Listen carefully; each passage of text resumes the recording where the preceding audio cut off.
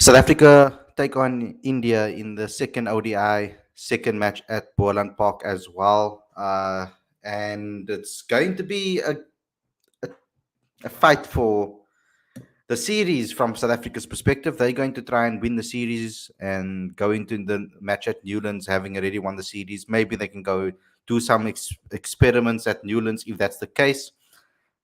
But I think first and foremost, they're going to go straight for the victory. And it was a tough match in the opening match. It wasn't. I wouldn't say that the score line or the margin for victory is a true reflection of the actual performance from South Africa's point of view. Although with the bat they were completely dominant, I would say that there were some warning signs and warning shots from India, particularly with the ball. I feel that there were some warning shots as well as with the bat. There were some warning shots there too.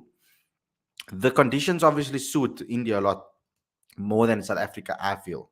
Personally, Tabray Shamsi even said it himself. He said the victory was sweeter because they beat India in what is almost home like or foreign conditions for South Africans.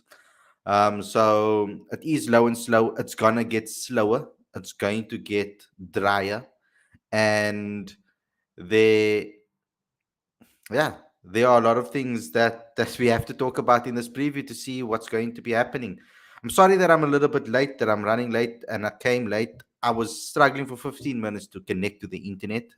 Now I am connected, so I am with you guys. So I'm sorry that I am late, but we are here right now.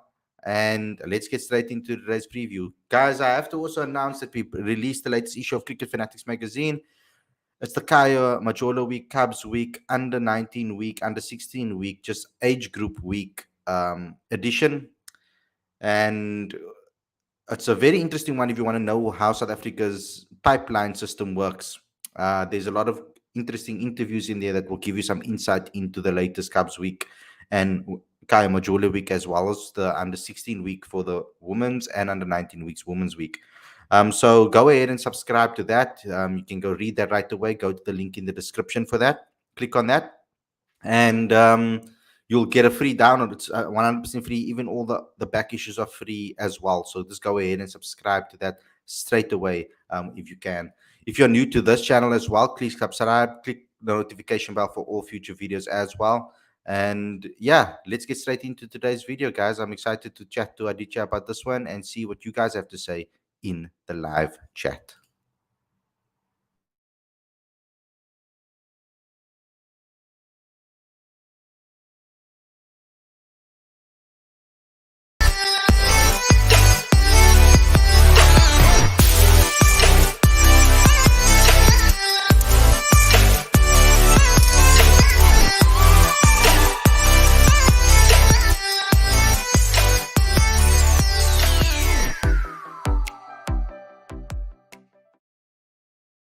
Good evening, everybody. Welcome to Cricket Fanatics Magazine, and this is your preview show. I'm your host, Khalid. This is my co-host Aditya today, and we'll be discussing South Africa's second ODI that will be taking place at Boland Park. So it's basically a repeat of the first ODI, but on a pitch that's probably going to be a lot drier, a lot slower than the first ODI. So I'm thinking conditions are obviously going to suit India a lot more in this second ODI. But there is some breaking news as well that happened today that I just want to update everybody because it does kind of make things a little bit tougher for South Africa. Now, I don't know why Cricket South Africa chooses to time things in this manner and at this particular time release statements that are going to cause some issues within the dressing room. I hope that this maybe inspires South Africa to want to win even more, because we've seen that in recent times that's exactly what it has done. Every single negative thing that happened with regards to CSA has sparked them to perform well, of course, and perform better or above what we expect from them. But let me just go through what has happened. So a press release was released today. Headline: CSA appoints advocate to investigate allegations of misconduct against Mark Boucher. Cricket South Africa has appointed a well-respected senior counsel advocate, Terry Matau, as chairperson of the disciplinary hearing into allegations of misconduct against Proteas men's coach Mark Boucher. It's proposed that the parties will meet with the advocate on the 26th of January 2022 to determine a timetable for proceedings. This follows December Social Justice and Nation Building SJN report, which made tentative findings regarding allegations of discrimination and racism against various persons, including Mr. Boucher. Specifically, during the SJN process, allegations of racism were leveled against Mr. Boucher by his former Proteus teammate Paul Adams. In releasing his report, the Ombudsman Advocate Dumiza Nsebeza indicated that he was not in a position to make definite findings and recommended that a further process must be undertaken in this regard. In keeping with this approach, the board was obligated to institute further formal inquiries into CSA employees, suppliers, or contractors who are implicated by the SJN report, and this is the first of these processes. So, CSA confirms that a charge sheet containing both disciplinary charges against Mr. Boucher as well as his rights was provided to him on 17 January. The upcoming inquiry will also consider concerns and allegations that arose following the resignation of former assistant coach Enoch Nkwe. While Mr. Boucher is being charged with gross misconduct, which could lead to his dismissal, CSA emphasizes it is important that the independent inquiry first needs to test all allegations before any questions of sanction can arise. Further steps and actions by CSA to transform cricket and act on applicable recommendations in the SJN report align to the board's new strategic framework and pillars of access, inclusion, and excellence will be announced in due course. Then Mark Boucher released a statement as well. I look forward to dealing with I look forward to dealing with and defending these allegations which have been made and will do so at the hearing in due course. For now, I'm solely focused on my duties as head coach of the Proteas. So that was Boucher's response to this particular media release. So timing is terrible, as per usual. I think they could have waited until the series was over. I mean, they just had to wait till next week. I don't understand why they couldn't do that. Hold it off 2 games. It's Friday and then Sunday and then done. And then they could have brought out this release and there's still enough time to maybe make a change or whatever the case may be, or do whatever they need to do before the next series. But now, smack bang in the middle of a series, which a lot of fans were hoping can get South Africa in a positive um, trajectory going forward this year. So it's weird that this timing happened. And no, he's not suspended. There was a mistake that led to them people thinking that he was suspended. But he's not suspended. That's the official announcement from Cricket South Africa themselves. There's a hearing that will take place. Basically, guys, I think there is an exaggeration of the situation here because we knew that this was going to happen anyway. I mean, Boucher, this is the same thing. It's just that they've now formalized it and appointed someone that can take care of this particular outside person that can actually, independent person that can look at this unbiasedly, listen to Boucher's side of the story, see what the other people have accused him of, and then they can go ahead and rule accordingly. So um, he has not been, what's the word I'm looking for? Sanctioned yet. It's just he's just been. The hearing is going to go forward, and then they will take care of everything. So, guys, don't run away with it too much. Currently, this is exactly the process that we were waiting for. But let's forget about that. I've read out the statement. I've spoken about it enough. I think that we need to focus on the game that's happening tomorrow. I mean, the day before game, it's just baffling. But anyway, so let's get into it. I think majority of this preview is probably going to be about India and what will India do to combat South Africa. I think South Africa bowled well, batted well, particularly in the middle order. We are hoping that maybe if they do select Aiden again, then we're hoping that Aiden can get some runs because everywhere else he's performing well. In the field and with the ball, he performed pretty admirably, and he was very good in the field at point as well. So there's a lot of positives from his all-round cricket game, but the main thing that we want to see from him is obviously batting. We need him to score a big score, particularly in ODIs and tests is where he's lacking. And I think me and Aditya have both spoken about it. We both I feel that he should mirror his games in Test cricket and ODIs should be similar. I'm not necessarily 100% the same, but there should be a similar type of approach from Aiden Markram in both formats. And maybe he can look at a guy like Rohit Sharma, maybe that um, he could have copied. But unfortunately, we don't have Rohit here in this particular series. But we can look at previous innings and the way Rohit has modeled his game. Rohit's ODI and Test game is pretty similar the way he approaches things. Although you have the bonus of having a power play, so you can really dominate in a power play, and then you can kind of level things out afterwards. Um, so yeah, I'm interested to see what's going to happen with Aiden in this particular match. I don't see them changing too much from a South African perspective. Uh, this is just based on past behavior. Not that I wouldn't make a change. I would probably make a change. Um, and we'll talk about the change a little later because I think that Kyle should get an opportunity. I feel that the guy has done well in the ODIs that he's played. I don't see there was no need to drop him or there was no reason to drop him. It's not very fair that what they've done with Kyle. I think he deserves to have a spot in the batting lineup based on his performances against Australia, the Netherlands, etc. So yeah, I'm a bit disappointed about that. But yeah, they've trusted Aiden. But if you look at the past when it comes to South Africa, if you just look at the Test series against India, a lot of people thought that Keshav Maharaj would be dropped, wouldn't be needed. He was hardly utilized in the Test. Yet they stuck with him throughout all three. So I don't see them changing too much in this particular test. But let's get into this preview. Aditya, your thoughts. I've spoken now for 12 minutes. There's a lot to cover. I'm going to give the floor to you. What would you like to say? Well, I think South Africa is going to play the same team, or at least a similar team, because you know we can disagree um, on batting positions of Rassie van der Dussen and David Miller.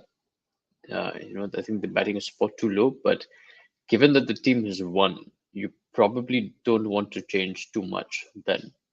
And this is one of those opportunities where, because the team has won, I think it reduces the pressure on Aiden, and perhaps that can be the motivation for him to come good in the next two ODIs.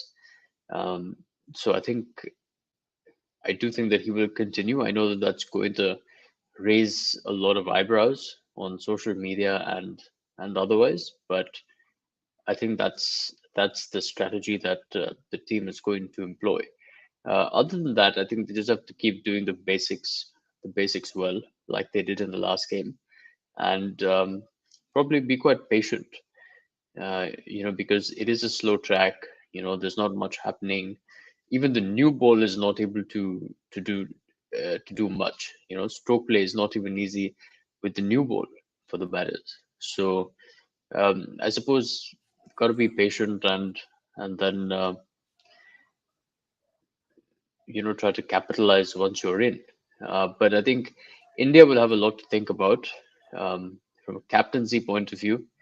There's already been quite a lot of talk about why Venkatesh Iyer was not used as a bowler when India's most significant struggle has been that team selection um, has limited the number of bowling options a captain will have. So this time, when they did have six bowling options, they didn't use six bowling options. They still used only five bowling options. So there's some serious thinking to do there. And obviously, that it's a no-brainer that the middle order has to perform. Once Kohli got out, Shreyas Iyer didn't perform. Rishabh Pant didn't perform, Venkatesh Iyer didn't perform. So, if those three don't perform, you're chasing close to 300. More often than not, you're going to lose, even though Shardul Thakur delivered quite a fine 50 there. So, Yeah. yeah, I suppose there's more thinking to do for India, but exciting game tomorrow. I just hope that the pitch is a little bit better, if not the same. You know. Mm. I mean, when I look at India, I think you guys are gonna, like I said, I think you guys are gonna be a lot better in this match than the previous one. Rhythm and everything. Getting that game under your belt is a very difficult place to play, Paul. In that heat, it's gonna be 40 degrees definitely on Friday. So tomorrow, so it's gonna be hectic from a heat perspective. The pitch is gonna be dry, but it shows. I particularly loved the way India bowled in the last match. I mean, particularly in the opening, in the power play. If you look at it highlighted the skill of your bowlers, Aditya, and I really admire that, particularly Jasprit Bumrah. I mean, among the top 10 pace bowlers in terms of ODI wickets since Jasprit Bumrah's debut in 2016, uh, he has a economy rate below 5, and he has the second most wickets in this period. And but his average and economy rate are both better than Trent Boult, who has the most wickets in this period. So it's crazy the way he's performed in ODI cricket so far since his debut. I mean, Jasprit is such a skillful player, someone that I really admire, someone that I really think is excellent. And I mean, Kumar as well for me. I'm always been a massive fan of him myself, and I'm thinking that skill is definitely going to be the determination on this pitch. You need to put it on spots. I think they need to maybe take some tricks from their test exploits, the way they were so consistent bowling on one spot.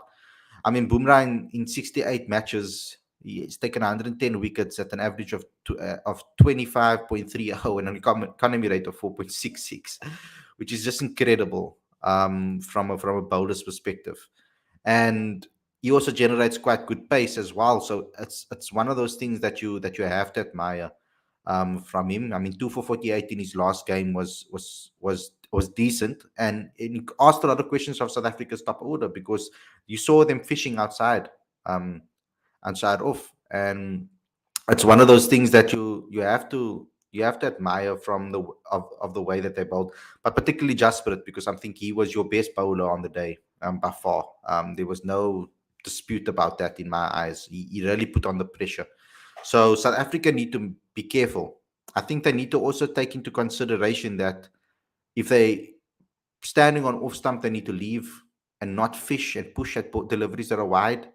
I think this pitch, it just it's not a pitch that you're maybe going to get 350 on or 330 on easily.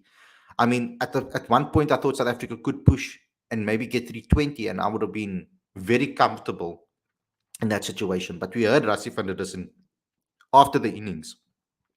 He said that there were 70 runs ahead according to the par score. So South Africa is going to have to bat really, really well, keep their head screwed on right.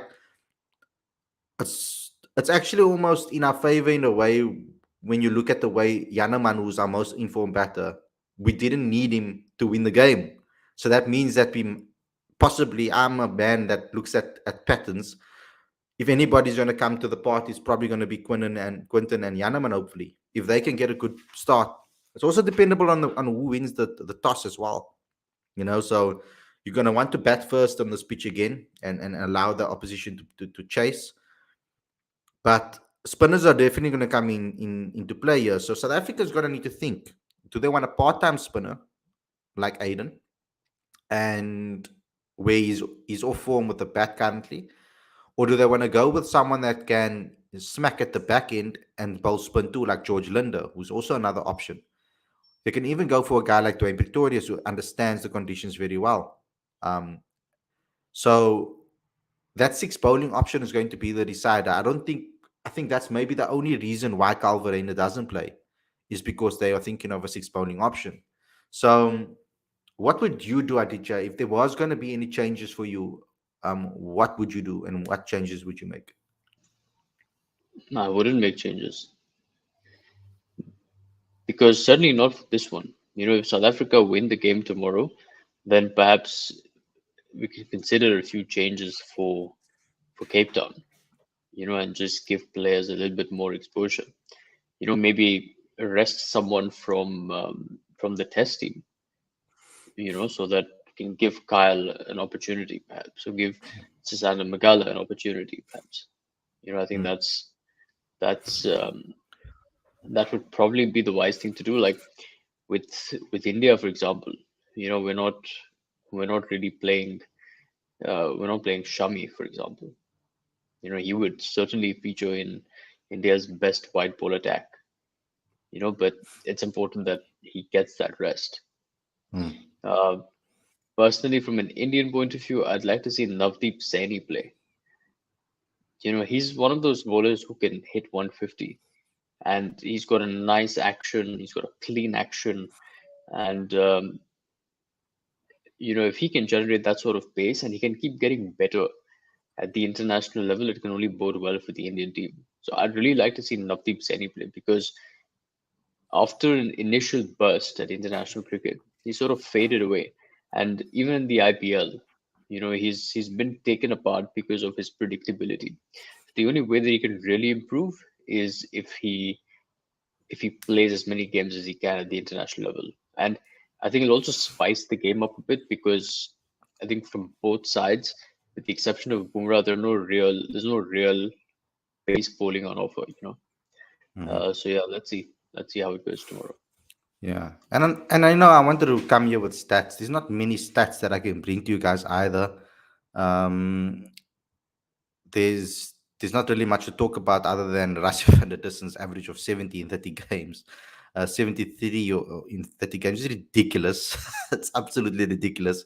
So, I mean, if you want to rest him in Newlands, if we can win this game and rest him in Newlands, I wouldn't mind necessarily to have him because he deserves that rest. He deserves that break. He's played in almost every single game for South Africa in all formats since he made his debut. So, he's been like under a lot of pressure since day one. I can't believe he averages 73. Like it's ridiculous. Like it's absolutely ridiculous. And 30 games is quite a lot of games to play to average that amount. So it's very, very, very cool to have someone like that in your team. I want to see Yanaman come to the party. Quentin de Kock. Quentin de Kock really needs a big knock. I feel he really, really Yeah, needs to be. He was very good behind the stumps. He was very good behind the stumps. I would have liked him to use. I would like him in general. I've always wanted him to use his feet a little more. He tends to go for the dive a lot more often than not. So, but yeah, brilliant. That stumping was just brilliant, brilliant, brilliant piece of stumping and field work. I mean, until Pekla there's some question marks still for me there because his wickets were kind of fortunate. The one was obviously because of Quinny's brilliance behind the stumps, and the other one kept very low on a low track. So um, there's a lot of improvement I still want to see from Andile. I still personally think that Dwayne Pretorius is our best all rounder in the team currently in the shorter format. He hasn't really shown it with a bat consistently for South Africa though. I mean, I've seen him play franchise cricket and I've seen him play for Mzansi Super Leagues where he's batted up the order and smacked the half centuries. So he is capable of it. He can hit the ball a very long way. Um, and I'd also would like to see maybe someone like David Muller up the order. But I mean, currently, I wouldn't make any changes for this one. Um, Seeing that we did win, you don't really want to mess with the winning formula. And that first wicket from Aiden Markram, it did help South Africa a hell of a lot because it's all about um, sustainability of your bowlers and getting the best out of them in the right times and switching the bowlers around at the right time and bringing in your next bowlers and make the right bowling changes. So the fact that it's always nice to have a sixth bowling option because then Temba there's room for error. If someone's going for quite a bit of runs, you can just make a quick change. So that's nice. Um, but Temba there also is some, prefers it, by the way. yeah, he does prefer it. He prefers it. Like he's always said that if he can, he'd like to have six bowling options. Hmm. Yeah, so I think that I don't think there will be any changes personally. South Africa have shown that their habits in the past have shown that. So the pitch. Let's talk a little bit about the conditions, Aditya. It should fit you. It should suit you guys a lot better, a lot more than us. Yes, yes, it should, but to a and it's almost expected that like a spinning wicket, something that's slightly slower, short boundaries, the ideal conditions. But if you really look at ODI cricket in India, um, certainly the series against England, um, is very competitive, and wickets in India, they tend to have decent bounce, great for batting. Like Mumbai, for example, amazing wicket for ODI cricket. And I'm not sure that I'm not sure the Indians who really like stroke play would be enjoying the wicket at par right now. Interestingly, and honestly, I also feel like all of them are trying to get their bearings back to ODI cricket, because 8 of the 11 players that played yesterday have not played ODI cricket in 10 months since that series in England in what, February, March last year. Like Virat Kohli has not played ODI cricket since then. KL Rahul, Jasprit Bumrah, they've not played ODI cricket since then. Mm. Venkatesh Iyer has never played ODI cricket before. So I feel like this team is still sort of getting back into some sort of rhythm for the series, and Mm. I can only hope that their intensity is better tomorrow. Yeah, You that's know, only fair. I mean, I used it as another, I wouldn't say excuse, but I used it as a reason for South Africa maybe having a slow slot in the test series. Remember, I said that we haven't valid. played a lot of tests. It's a valid, fact that you guys Yeah, haven't played in 6 months, some in 10 months, haven't played any ODI cricket. I mean, that's valid. It's a valid point because rhythm is everything in cricket. yeah, yeah, definitely. And I mean, the last time India played ODI cricket, an Indian team played ODI cricket, they played in Sri Lanka. It was a vastly different team. And I think Shikhar Dhawan and Bhuvaneshwar Kumar are the only current members who played in that series, and even that was a COVID affected series. Ultimately, selection in that series was depended largely on who tested negative. So 11 players that could play in that series played. So yeah, I think it was interesting, but either way, India are a proud team and they'd love to bounce back strong tomorrow. So I'm sure we'll see an improved performance. Yeah, I'm sure too. Let's see what happens. It's going to be exciting clash. I'm excited for it. Not going to be in Paul though, guys, because if you guys want me to do live shows and stuff, it's not going to be possible from Paul itself. For me to find a area for me to be able to have a clear cut connection and everything, it's going to be tough. And it's not like Paul's around the corner from the house. It's 45 minutes, so I wouldn't be able to like Newlands is like 5-10 minutes away from me, so I can literally, if something's happening at Newlands, I can literally just leave and come home and still be on time for the show. So yeah, I won't be there, but we'll be covering the match as per usual. We'll be doing our innings reports and final report on the website, which is cricketfanaticsmag.com. So keep updated. If you want to keep up to date with all the news and everything that's happening in cricket in South Africa, because we only obviously focus on South African cricket, guys. But if you want to keep up to date with everything and you want to read our reports and keep up to date with the match, if you can't watch it, then you go to cricketfanaticsmag.com. There's the link on the screen and it's in the description as well. You'll get all the news updates. You'll be up to date with all our features that we write. We've got a couple of writers that are writing for us currently that have put out some great work and great pieces. So please follow us there because that is our main site. And YouTube is also in. We promote our YouTube videos obviously on the website. Okay, guys, let's look at some of the comments. Let's see what you guys have had to say in the comment section. I'm gonna go to the top and see what you guys have to say. How many are there? There's quite a few. Um, so CSA rising issues with pouch in the middle. Okay, we spoke about that already. Let's just go to the latest, guys. If you want to say anything, just put it down in the comment section right now. I can't go all the way to the top right now. Um, uh, ah, our friend is back. Hardy, take up the telecast rights for the match from Supersport and stream it on this channel. I wish I could do that. Really, I wish that would be awesome. Then we'll be doing watch alongs and everything for you guys then. Because I mean, I was thinking, guys, contemplating and thinking about watch alongs, etc. But the problem with watch alongs is that not a lot of the people that do the watch alongs with us will have access to the game to watch it. And currently, where I'm situated, I don't really have a screen that I can watch along to. So it will make it difficult. So I don't have a TV in this room. Once we grow as a channel and we start making decent money, guys, and everything like that, then we'll probably try and get a studio, and then we can do watch alongs, etc., from a studio. That will be a lot better because then we can all come together and watch games together. So hopefully that can happen in the near future. Okay, Paul is a beautiful stadium. It is, particularly maybe not the stadium itself, but more the view. Like if you're standing on in the middle or in the stands, it literally looks like you could touch the mountain. That's how close it looks to you. So it's beautiful.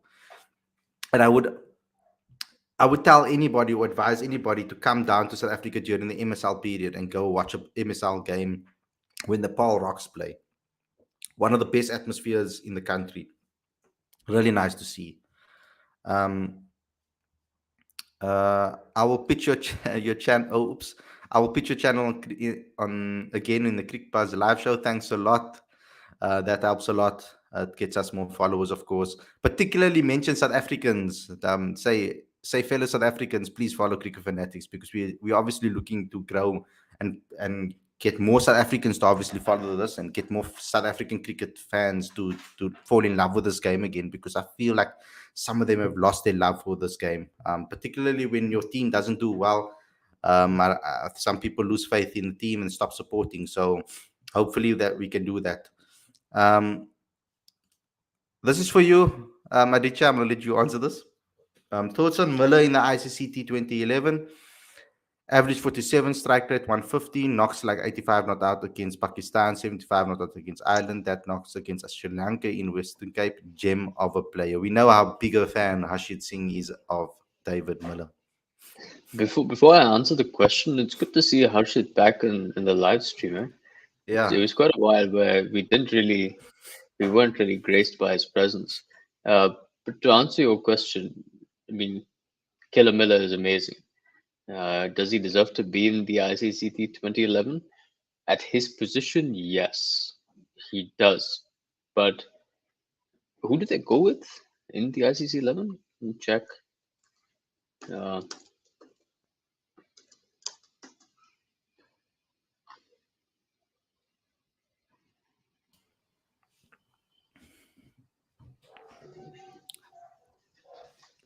Do we know who? I don't know the team of Okay. Bayern. Okay.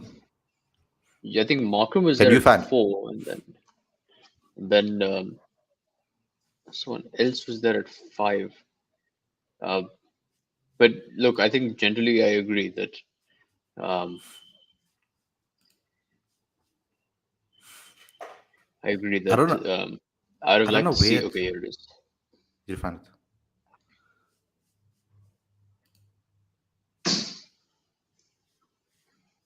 On the Someone could ICC post it in the Instagram. live chat and help us out here because it's difficult to Google while we live. Okay, Mitch Marsh. Mitch Marsh is at number 5, and David Miller is there at number 6.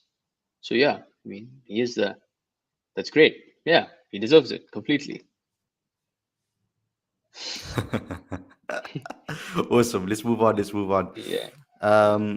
The telecast rights probably cost a fortune. Khalid will have to sell his kidney for those rights. Yes, I would. Yeah, I saw this video on TikTok actually. I don't know, I can't remember who the person was that posted it, where he looks at like the prices of like your different parts of your body that you can sell. It's something like $1 million or something like that to sell a kidney or something. That's insane. Or $1 million or something like. Oh, sorry, it's $1 million. Sorry, not dollars. It's $1 million. To sell one of your kidneys. So it's crazy. Where's the legendary Tsepo adding it?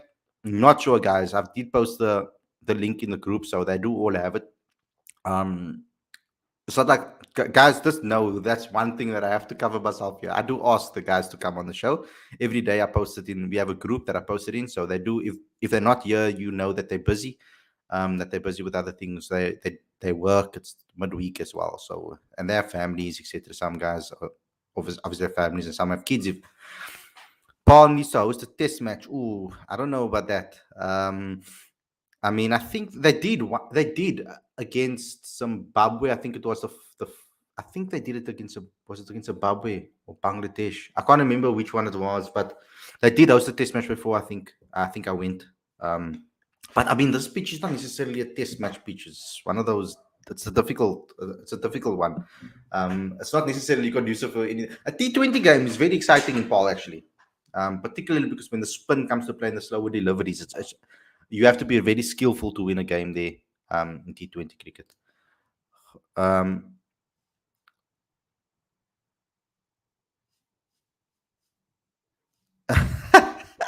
Khalid should bowl this be the sixth bowling option. I'm actually a left armer, guys, left arm seam bowler, so not a. I'm not right-handed. I bat left and I bat right.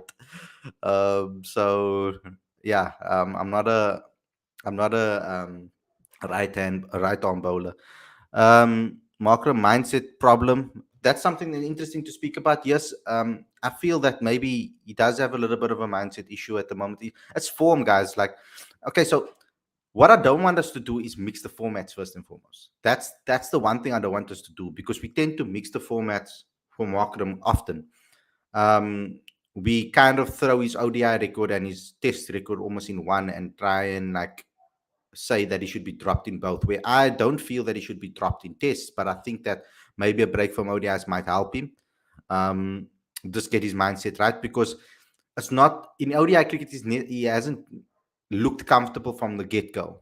After he scored that 60, one of his first knocks, he scored a 60, and then after that, he kind of fell and hasn't been very consistent in the ODI arena. Whereas his test careers took a massive um, he had a massive boost to his test career at the beginning of his test career, and then he's kind of went up and down. That the Sri Lanka tour and that India tour completely messed him up mentally. It seemed like, I mean, for him to break character and break his hand the way he did by punching a whatever it was, a door or wall, whatever. Actually, I don't a door.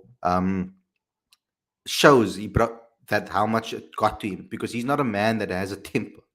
I mean, Aiden is one of the probably one of the most humble, nicest guys, calm guys that you'll meet.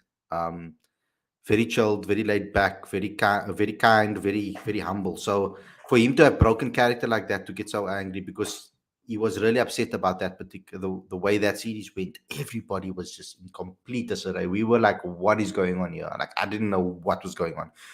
That those rank turners that India created for us were just I was like, I didn't know what was going on, but it helped us. We learned it. We moved through, and we beat them. So at home. So I'm happy. I'm happy that they've moved on and improved as a team. And the team is not necessarily an experienced team. Um, what is your thoughts over here on this question? Does Markram deserve to be in the side in the current British side? What is your thoughts, Aditya, actually on that?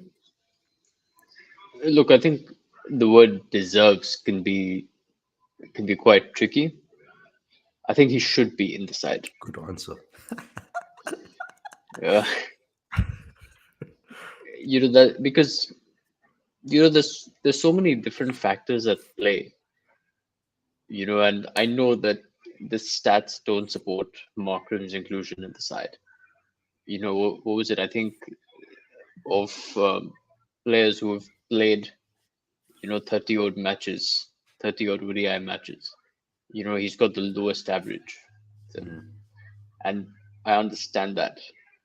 But, at the same time, I feel like I feel like individuals' games, they just tend to grow differently. And again, I'm going to give you a comparison between Virat Kohli and Rohit Sharma. Virat Kohli made his debut a year after Rohit Sharma did.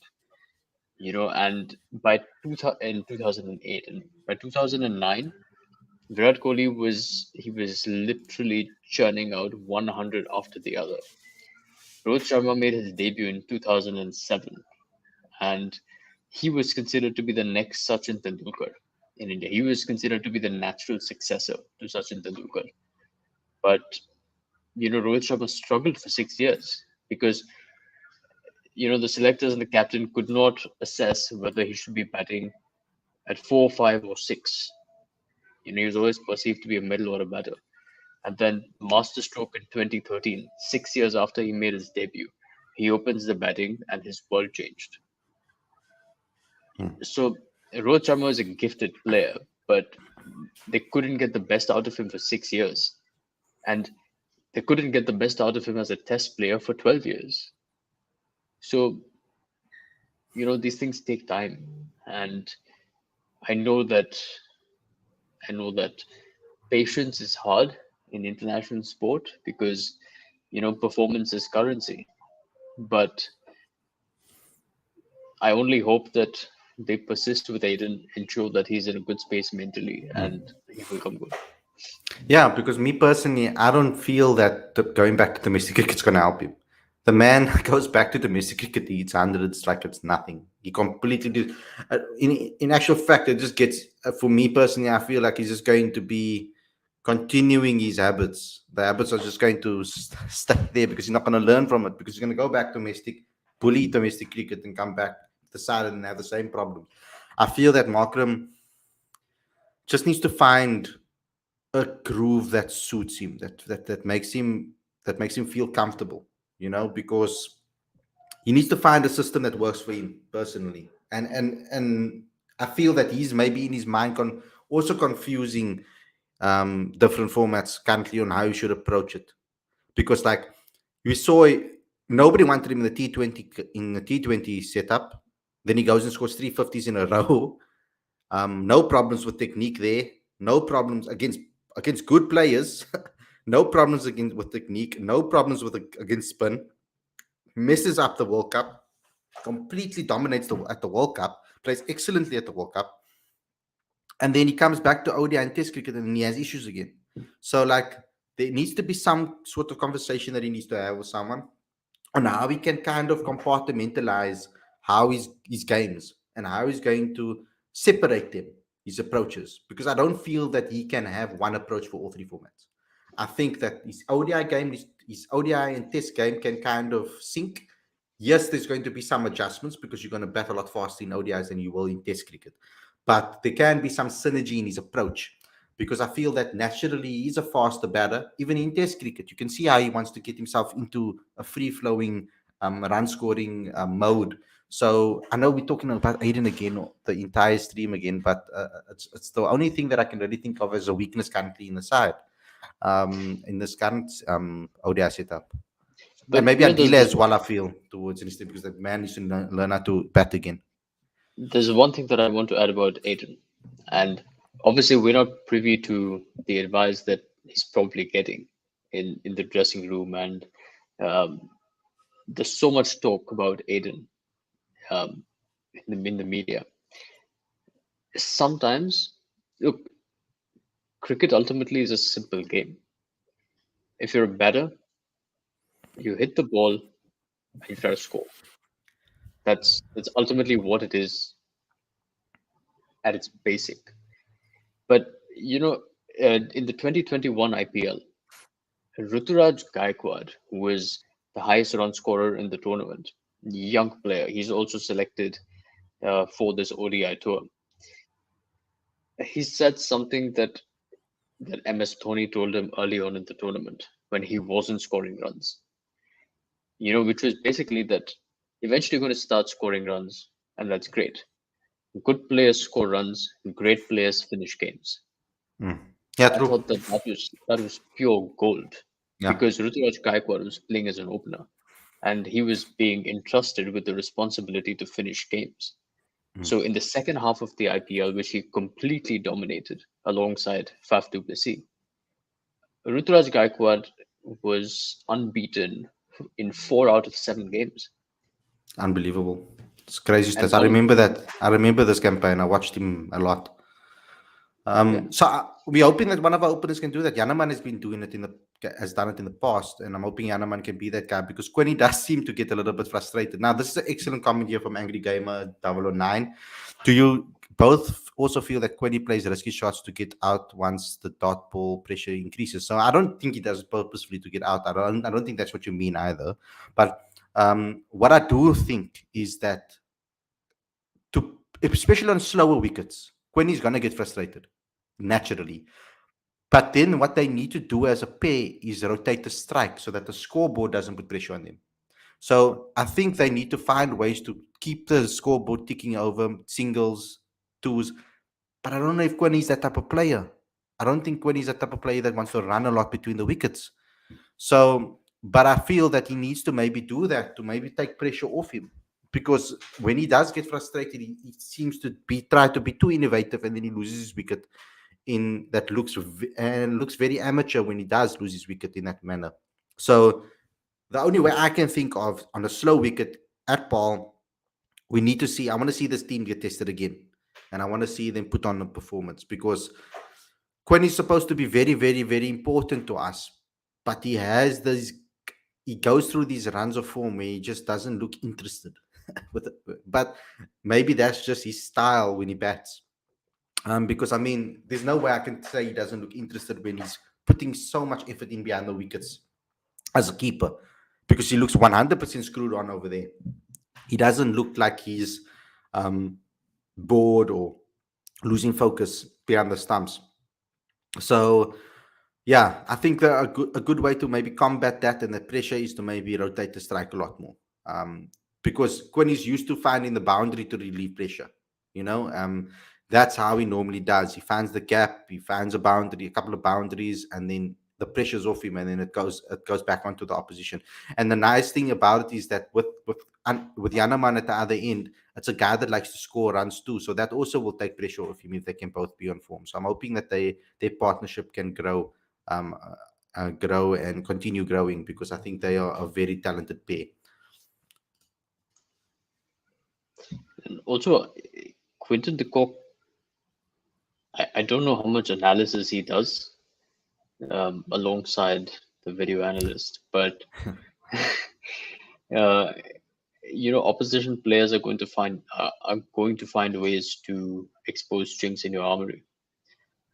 And sometimes you have to put in that work to counter that. I know that we will say that he's quite an instinctive player, but sometimes to get ahead of the game, it's important to have an understanding of where the opposition is going to target you. So I don't know if he's done that yet, or if that's his approach to the game, but it's certainly something that is worth considering. Um, yeah.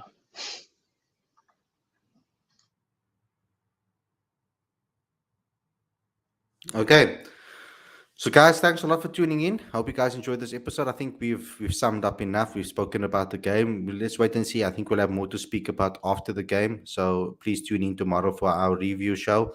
Don't forget to, of course, follow the prompts. Like, comment, share, subscribe. Do all of those things. Click that notification bell, of course, for all future videos as well. But don't forget to also download the latest issue of the magazine. The link is on the screen as well as in the description. It's the latest issue is all about Kaya Majola Week and Kaya Majola's legacy and how it is living on in South African cricket. And there's an excellent piece in there about Kaya Majola. And there's also a piece from Niels Momberg and as well as the Cubs Week winners, their coach, as well as Danisha Devnarain, who gives an excellent insight into the girls' weeks and her thought processes when it comes to junior cricket, finding the next groups of talent.